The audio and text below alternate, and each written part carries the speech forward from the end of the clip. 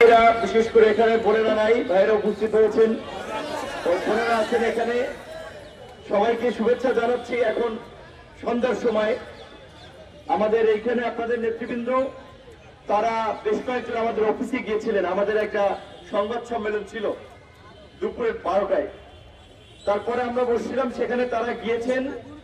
আরো অনেকে আছেন যারা পল্লী বিদ্যুতে চাকরি করেন, আমাদের সহকর্মী সহযোদ্ধা অনেকে দেখাইছে যে ভাই 18 সালে যে আমরা একসাথে আন্দোলন করছি, এখন এখানে চাকরি করতেছি। অনেকেই ঢাকা বিশ্ববিদ্যালয়ের বিভিন্ন হলে এবং একটা কমিটি গঠন করা হয়েছে সম্ভবত। সে সময় বলছে যে এই কমিটি গঠন করা হয়েছে, তারা প্রতিবেদন দিবে, সেই আলোকে সরকার এবং মন্ত্রণালয় ব্যবস্থা নেবে। তখন এটা যৌক্তিক ছিল, একটা কমিটি গঠন করা হয়েছে, তাদের প্রতিবেদন কি আসে, তাদের সুপারিশ কি আসে, সেগুলো দেখার পরে আমার মনে হয়েছে ঠিক আছে, একটা প্রক্রিয়ার মধ্যে যাচ্ছে। কিন্তু এখন পর্যন্ত বোধহয় 7 মাসেও সেই কমিটির প্রতিবেদন এখন পর্যন্ত। তো তার মানে এখানে একটা ঘাপলা আছে, তারা একটা লুকোচুরি খেলছে, যেই কারণে এখনো এই কমিটির প্রতিবেদন দেয় নাই।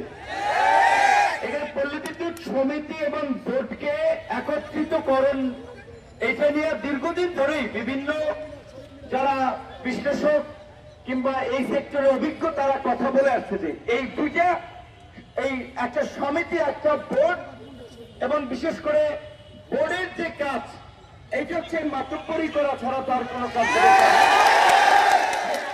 বলছে যে ভাই যে লাইন মাঠে কাজ করি আমরা, কিন্তু নরমাল বা যন্ত্রপাতি কেনার পুরো প্রক্রিয়া তো জড়িত থাকে বোর্ড।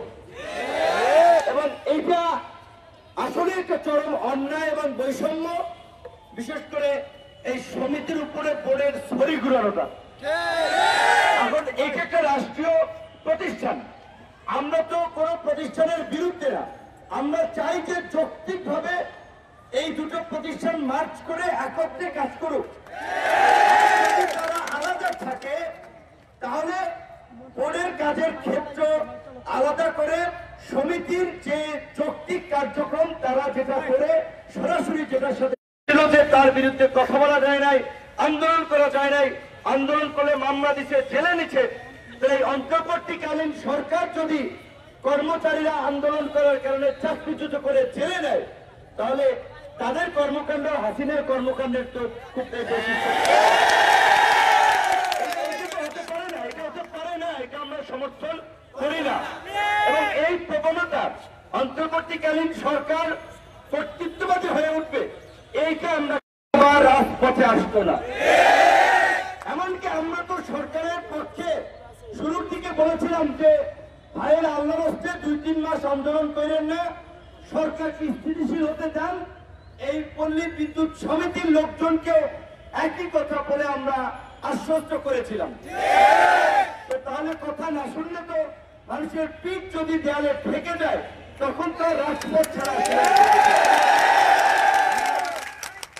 কর্তৃপক্ষকে আমরা অনুরোধ করব যে এখানকার দায়িত্বশীল প্রতিনিধিদের সাথে বসে এই সমস্ত মামলাগুলো প্রত্যাহার করা, তাদের এবং যাদেরকে চাকরিচ্যুত করা হয়েছে তাদের চাকরি ফিরিয়ে দেওয়া। তবে অবশ্যই কেউ যদি এই আন্দোলনের মাধ্যমে ঘর পোড়ার মধ্যে আলু পোড়া খোঁজে, কেউ যদি কোনো স্বাভাবিকভাবেই সেটা যারা করছে প্রয়োজনে তাহলে সেটা নিয়ে একটা তদন্ত করা যেতে পারে। কিন্তু আমরা আপনাদেরকে অনুরোধ করবো, আপনারা দাবি দেওয়া আদায় করেন। আমরা নতুন বাংলাদেশে সবকিছু করব, নতুন ভাবে করতে চাই, কাজও চলবে, আন্দোলনও চলবে। কিন্তু কোন ভোগান্তি বা দুর্ভোগ, এই বিদ্যুৎ বন্ধ করে দেওয়া, ব্ল্যাকআউট করে দেওয়া, কাজ অফ করে দেওয়া, এইটাতে মানুষ ক্ষতিগ্রস্ত হয়, ক্ষুব্ধ হয়। বরঞ্চ আমরা আন্দোলনের কৌশল আমরা ঘুরাই, কাজও চলবে, আন্দোলনও চলবে। এবং এই যে আমি আজকে আসছি, আমাদের আইনজীবী ভাই আসছে, আরো আপনাদের স্টেক হোল্ডার যারা আপনাদের প্রতি সহানুভূতিশীল, তাদেরও সমর্থন আপনারা আদায় করেন, তাদের সাথেও কথা বলেন। এবং আমি আজকে এখান থেকে গিয়েও আমি আবার আমার জায়গা থেকে উপদেষ্টাকে বলবো আপনাদের বিষয়গুলো যেন যৌক্তিকভাবে সমাধান করে। উনি আমরা ছিলেন, আমরা মানুষ, তার তো বোঝার কথা।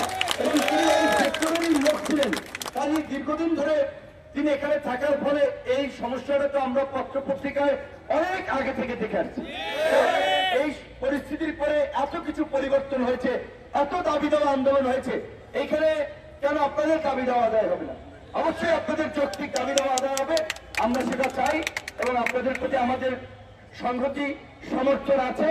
সেই কারণেই এই যে এখানে আসলাম, যেটা বলেছি যে আমরা আসলে রাজনীতির বাইরে অনেকের সাথে ব্যক্তিগত সম্পর্ক চেনা জানা, অনেকেই বিভিন্ন আন্দোলন সংগ্রামে বলি ভাই আমি আপনার চালান। Immigration to Canada. We provide the best quality service and solution for Canada immigration. Please visit our website and contact for details.